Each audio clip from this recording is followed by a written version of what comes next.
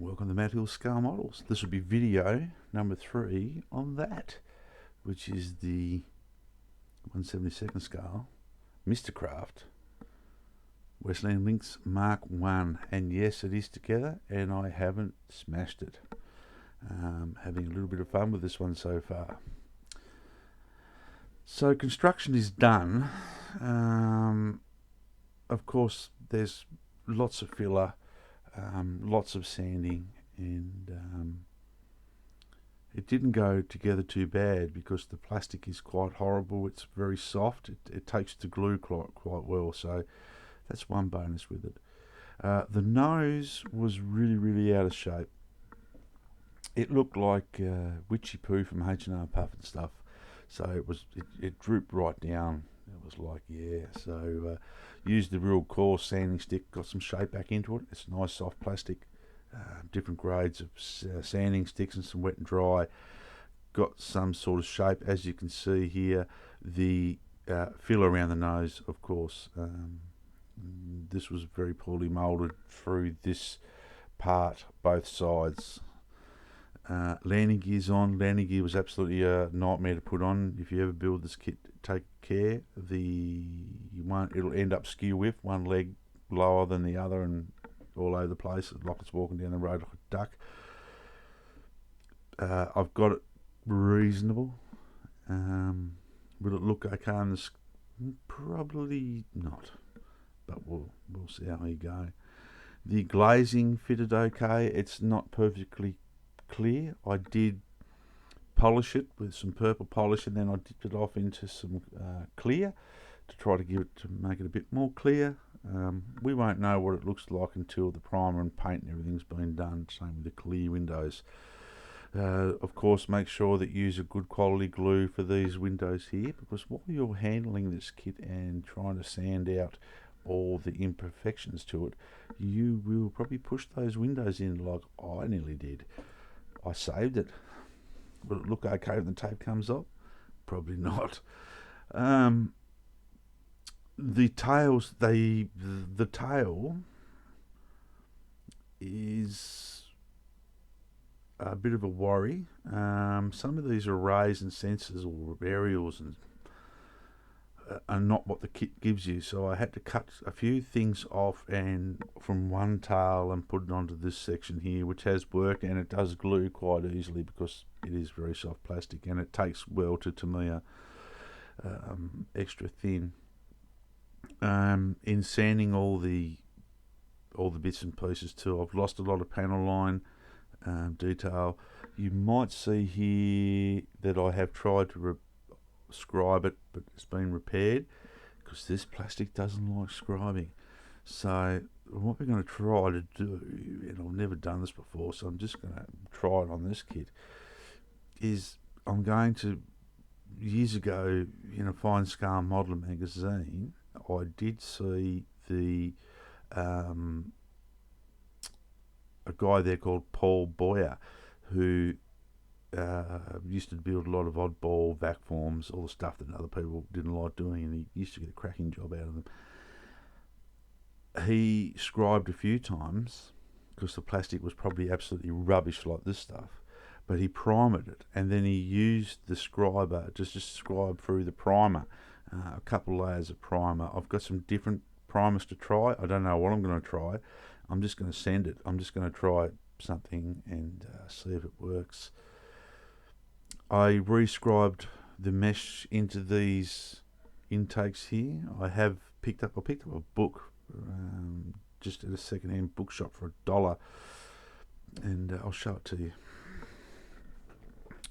which was Helicopters at War. I'm not breaking any copyrights. I hope I'm not breaking any copyrights. Like, it was for $1. But in here was a section on the Lynx, the tank killer. So what I did notice, there's a few little things missing out of this kit that I forgot to put in around the vents and things. So it was quite handy to have because I couldn't find quite enough information online about this kit. So I will be doing a few little bits and pieces on that. It's a really old book. This is when the old Lynx was state of the art. This is the one with the toe tubes on it, which this kit from Mr. Kit is supposed to be. This is supposed to be this machine is what you're supposed to model from that kit. You can't. They just give you a heap of rubbish. So buying this book for $1, it's been an interesting read. It'll be an interesting read, looking at a few things. I do like my helicopters.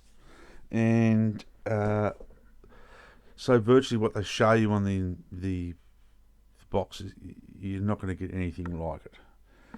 So with primer, fix a few little things, add some couple other little detail parts, try the scribing work in the primer. A lot of detail painting to go on the rotors, the rotor head. I've got to do a bit of something on just to make it better, because that just looks like, yeah. The tail rotor, I've got to do a bit of extra painting on that. There's some really some intricate masking I think is going to be involved in this, and hopefully it won't break. So with the primer, it's rescribing.